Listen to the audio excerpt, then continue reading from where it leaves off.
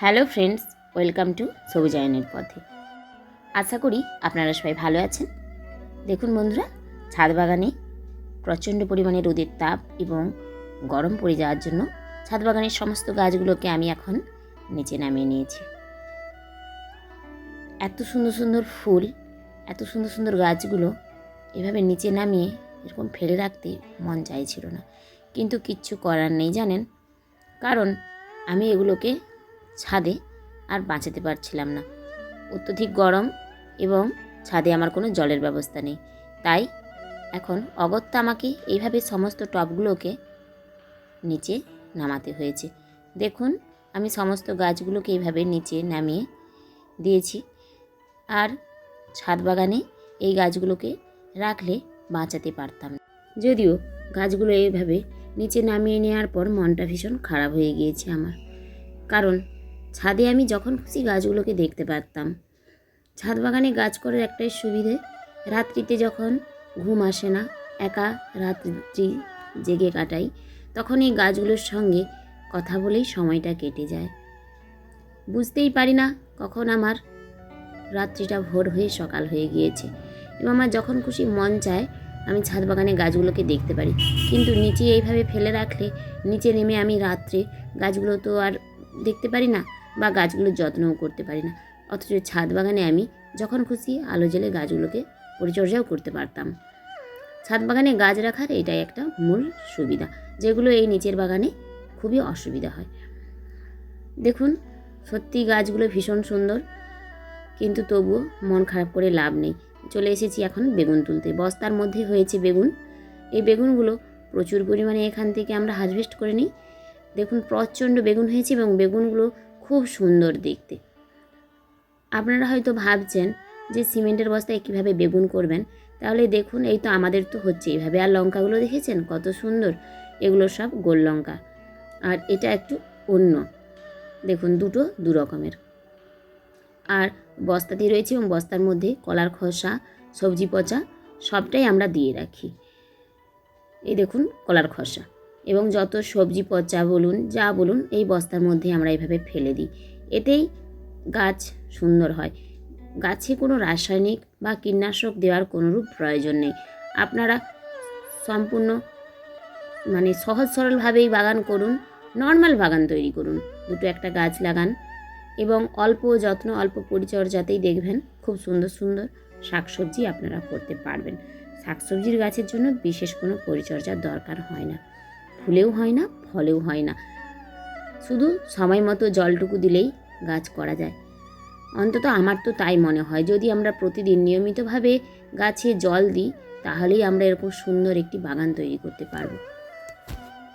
তবে সবচেয়ে একটা বড় কথা হলো, বাগান করার জন্য একটু হলেও ভালোবাসার প্রয়োজন। গাছের প্রতি টান অনুভব করতে হবে, গাছের প্রতি ভালোবাসা রাখতে হবে এবং গাছের যত্ন নিতে হবে। তাহলেই গাছ আপনাকে কখনোই নিরাশ করবে না। এই যেমন আমরা এইভাবে বাগানগুলো করি। এই যে এই বাগানটা দেখাচ্ছি, এটা আমার না, এটা আমার পিসি শাশুড়িদের বাগান। এই বাগানটাতে আমার পিসি শাশুড়ির 3 বৌমা কত সুন্দরভাবে সবজিগুলো লাগিয়েছে। তাছাড়া যেহেতু পিসি শাশুড়ির বাড়ি আমার বাড়িরই পাশে, তাই আমার কাজের যতটুকু ফ্রি সময়, আমার কাজ করার পর যে ফাঁক সময়টুকু, আমি ওদের কাছেই বেশিরভাগ সময়টা কাটিয়ে দিই। আর ওই যে সোহিনী, দিয়া, মিঠাই, ওরা আমার মাঝে মাঝে চ্যানেলে আসে।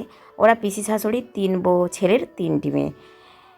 ওরাও সবসময় বেশিরভাগ সময়টাই আমার কাছে থাকে। আমিও বাচ্চা ভীষণ ভালোবাসি, আর সেই জন্যই ওরাও আমাকেও ভীষণ ভালোবাসে।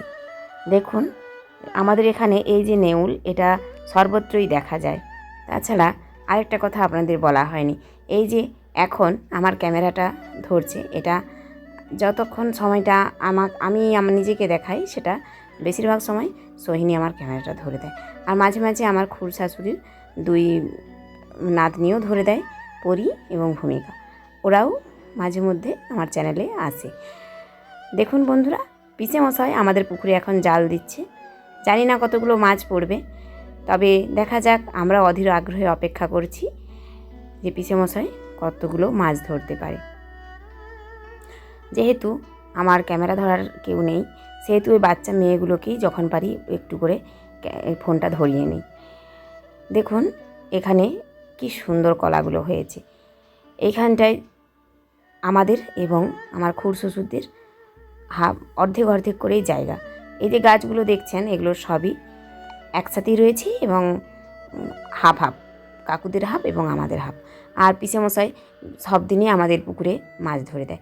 আর এই যে পেঁয়াজ চারাগুলো এগুলো কাকু লাগিয়েছে, এগুলো সব রুয়া পেঁয়াজ। আমরা অপেক্ষা করছি পিসেমশাই কতগুলো মাছ ধরতে পারে, কিন্তু দেখলাম পিসেমশাইয়ের জালে কোনো মাছই পড়েনি। ছোট্ট একটা মৃগেলের বাচ্চা। এই মৃগেল বাচ্চাটা পিসেমশাই নেবে না, জলে ছেড়ে দেবে, কারণ ওগুলো বড় হবে। এই যে লেবু গাছটা দেখছেন এটা কাকুদের গাছ। দেখা যাক পিসেমশাই এইবারে কোনো মাছ পায় কি না। না, এইবারে একটা পেয়েছে। এই যে সিলভার কাপটা দেখছেন, এটা দেখছেন মাছটা কতটা বড়। পুকুরের মাছের স্বাদই আলাদা, সে হোক না ছোট কিংবা বড়। আরেকটা জিনিস আপনাদের আমি দেখাই।